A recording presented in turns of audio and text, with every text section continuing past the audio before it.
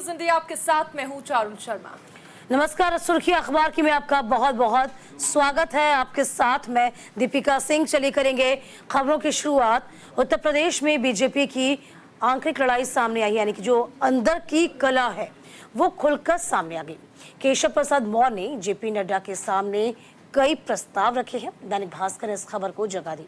उत्तर प्रदेश की राजनीति इन दिनों अटकलों को लेकर गर्म हो गई है। यूपी सरकार और संगठन के बीच सब कुछ ठीक नहीं है।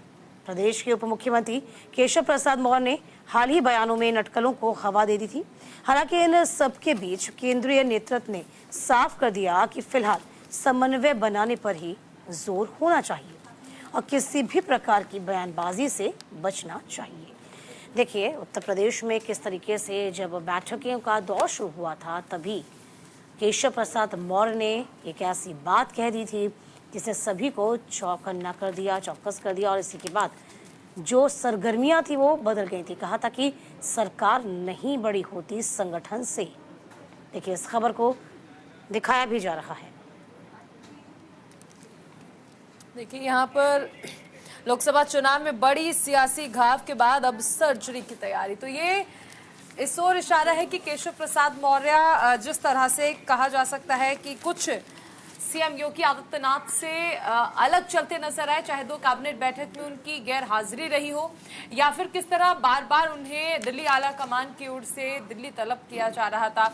वाई यहाँ पर उन्होंने गृह मंत्री अमित शाह से मुलाकात की। इसी के साथ साथ डिप्टी सीएम केशव प्रसाद मौर्य ने मुलाकात की बीजेपी अध्यक्ष जेपी नड्डा से, क्योंकि अपने बयानबाजियों को लेकर वो सुर्खियों में आ गए थे।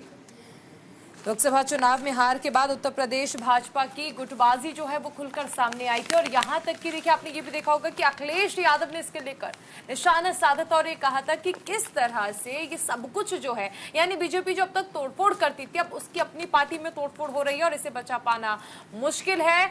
सब पार्टी बचाने में लगे हुए हैं, तो फिर आखिर जनता किसके भरोसे है, ये कहा गया है। देखिए, केशव के बाद भूपेंद्र भी दिल्ली में मौजूद थे।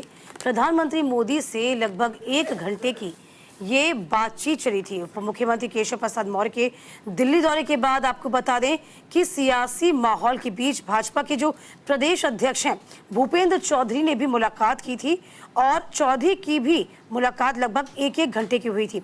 यहाँ पर साफ तौर पर देखिए, सरकार व संगठन के स्तर पर की जाए तैयारियों की जायजा लिया गया। और देखिए, पार्टी के भीतर किस तरीके से आंतरिक कलह उठ रही है और ये तमाम जो बड़े